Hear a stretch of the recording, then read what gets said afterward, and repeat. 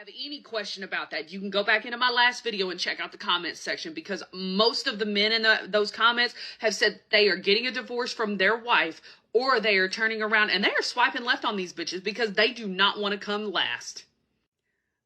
I don't really know, nor do I give a shit what prior baggage, drama, or whatever that you have in your last relationship. That does not need to go into your new one.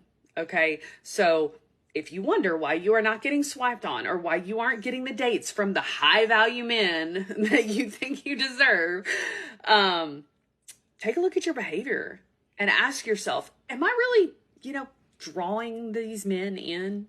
Because more than likely not, the answer is no. So you should probably quit that. Yep, that's very true. You got to be realistic when you're dating. You've got baggage, and that baggage, it don't look appealing. You might be a hot chick, but you got multiple kids. Yeah. So it is what it is. It is. I would say this: before starting a new relationship, you definitely need to heal from your past relationships.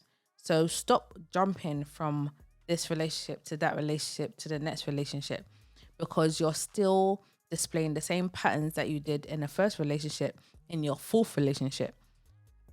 There's no healing in between the relationships. That's why the relationships are not lasting for long periods of time.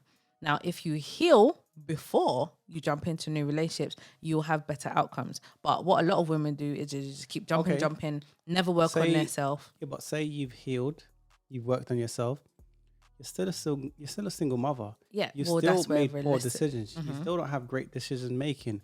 You still pros and cons. What's in it for the new guy? What's in it for him? From a female's perspective, you tell me, because I'm oblivious. I don't understand.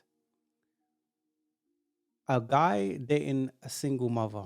Now, I'm not saying that there's nothing to it, but I just want to hear from a woman's perspective, what's in it for the new guy dating a woman with children, especially when he doesn't have kids? Because I understand maybe the both of you got kids and you bring your families together.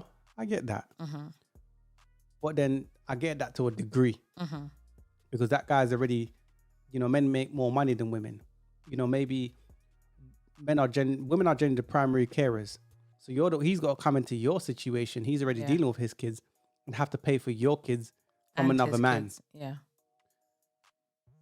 Women don't generally pay for another man's kids. No. They might look after them and do their part. So they both play their role to a degree in their own way.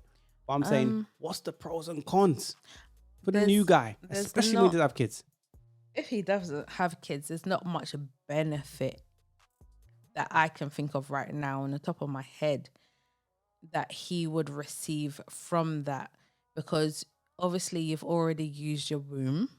So then he doesn't have that privilege of being your child's, being the father to your first child, because it's not.